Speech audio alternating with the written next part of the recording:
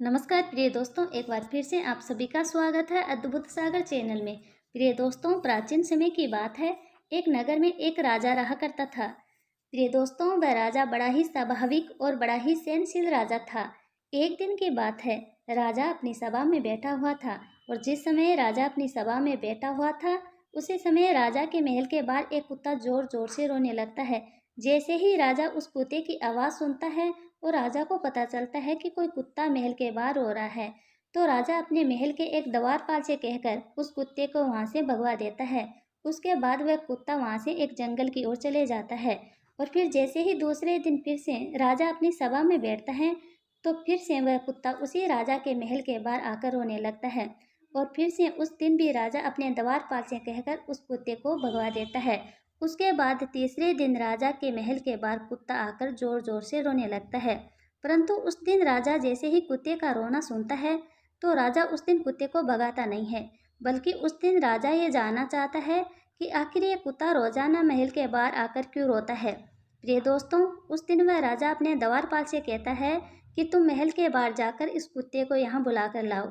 राजा की आज्ञा मानकर वह द्वारपाल कुत्ते के पास जाता है और कुत्ते के पास जाकर कुत्ते से कहता है कि तुम्हें राजा अंदर बुला रहे हैं। जैसे ही कुत्ता उस द्वारपाल की बात सुनता है, तो कुत्ता उस द्वारपाल से कहता है कि हे द्वारपाल, खैर मैं इस बात को मानता हूँ कि महाराज मुझे अंदर बुला रहे हैं, परंतु मैं एक कुत्ता हूँ, मुझे कुत्ता योनि में जन्म मिला है, इसलिए दिवाले और यज्ञशाला, हवन ग्रह और तुलसी का बगीचा और साथ ही सभा और मठ और गौशाला जैसी पवित्र स्थानों पर मैं नहीं जा सकता हूँ। इसलिए हे द्वारपाल, मैं आपसे आग्रह करता हूँ कि आप कृपया करके महाराज से जाकर ये बोल दीजिए कि वह स्वयं ही मेरे पास आ जाए।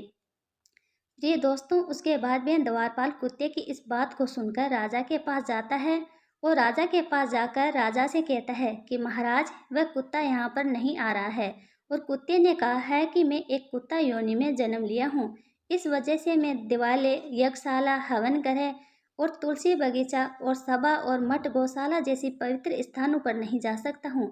इसलिए महाराज, वह कुत्ता आपको स्वयं बाहर बुला रहा है। उसके बाद में राजा जैसे ही अपने द्वारपाल से इस बात को सुनता है, तो राजा अपने हाथ में एक छड़ी लेता है और स्वयं सभा में उठकर अपने महल से बाहर कुत्ते के पास जाता है। कुत्ते के पास जाकर कुत्ते से कहता है, आखिर तुम हर रोज हमारे महल के बाहर आकर रोते क्यों हो। कुत्ता उस महाराज से कहता है कि महाराज, सबसे पहले तो मैं आपसे माफ़ी चाहूँगा कि आपने मेरे कहने पर यहाँ पर आने का कष्ट किया है। दूसरी बात महाराज ये है कि मैं बहुत दुखी हूँ। फिर महाराज कहते हैं कि दुखी हो क्यों। तो कुत्ता कहता है कि महाराज, अभी कुछ ही दिन पहले की बात है, मैं जंगल में अपने रास्ते रास्ते आ रहा था। उस समय एक साधु ने मेरा पैर तोड़ दिया और उसमें मेरी कोई भी गलती नहीं थी, क्योंकि मैंने ऐसी कोई शक्ति नहीं की थी जिसकी वजह से उस साधु को गुस्सा आ जाए। परंतु उसके बावजूद भी उस साधु ने बिना बात के मेरे पैर तोड़ दिया और इसी बात का न्याय मांगने के लिए मैं आपके पास आया हूँ। उसके बाद में जैसे ही राजा ने कुत्ते के मुख से इस बात को सुना, तो राजा उस साधु को बुलाता है और साधु को अपने सभा में बुलाने के बाद साधु से कहता है कि हे साधु महाराज, सबसे पहले तो आप मुझे ये बताइए कि आप एक साधु हो, एक संत हो, और कहा जाता है कि साधु संत के अंदर क्रोध और हवस जैसी भावनाएं बिल्कुल भी नहीं होती, परंतु उसके बावजूद भी आपने इस कुत्ते का पैर तोड़ दिया है। तो वह साधु राजा से कहता है कि महाराज, बात ऐसी है कि मैं एक दिन दूसरे नगर से ही भिक्षा मांगकर अपने रास्ते रास्ते जंगल के रास्ते आ रहा था और उसी समय ये कुत्ता मुझे छू लेता है, मेरे भोजन को छू लेता है, मेरे कमंडल को छू लेता है, जिसकी वजह से मुझे क्रोध आ गया। और जब मैंने इसको पत्थर उठाकर इसे दूर भगाने का सोचा, तो वह पत्थर इसके पैर में जा लगा और जिसकी वजह से उसका पैर टूट गया। उसके बाद में राजा उस साधु से कहता है कि महाराज, परंतु आपको इस बात का पता होना चाहिए कि आपने जिस जानवर को पत्थर मारा है, ये एक कुत्ता योनि का जानवर है और ये जानवर बुद्धिहीन जानवर होता है। अगर ये जानवर एक मनुष्य बुद्धि का होता, तो ये जानवर कदापि आपको परेशान नहीं करता, परंतु ये जानवर बुद्धिहीन जानवर है और इसने बुद्धिहीन होने की वजह से आपके कमंडल को छुआ था और इसमें इसकी कोई गलती नहीं है, इसलिए मैं आपकी गलती ही मानता हूँ और आपकी ही गलती है, इसलिए भी मानता हूँ क्योंकि आप एक साधु हो और साधु संत में क्रोध और हवस जैसी भावना बिल्कुल भी नहीं होती है। और क्रोध और हवस जैसी भावना होती है तो वह साधु नहीं कहलाता। उसके बाद में राजा उस कुत्ते की गलती को नहीं मानता है और साधु को गलत ठहराता है और उस कुत्ते से कहता है कि हे कुत्ते, इसमें तुम्हारी कोई गलती नहीं है। खैर, अब तुम्हारे इस टूटे हुए पैर का तो मैं कुछ नहीं कर सकता, मगर तुम अपनी इच्छा अनुसार इस साधु को कोई भी दंड दे सकते हो और जो भी दंड तुम इस साधु को दोगे उसका प्रायश्चित ये स्वयं ही करेंगे। उसके बाद में राजा के इस बात को सुनकर वह कुत्ता राजा से कहता है कि महाराज, मेरा दंड यही है कि साधु को एक शिवालय का मालिक बना दिया जाए। तो प्रिय दोस्तों, उसके बाद में कुत्ते के इस दंड को सुनकर राजा एक रथ मंगवाते हैं और रथ मंगवाने के बाद में उस साधु को अच्छे वस्त्र पहनाकर उस रथ में बैठाते हैं और रथ में बैठाकर शिवालय में ले जाकर एक शिवालय का मालिक बना देते हैं। उसके बाद में वह साधु उसमें बैठकर शिवालय में जाता है और वहाँ पर शिवालय का मालिक बनता है।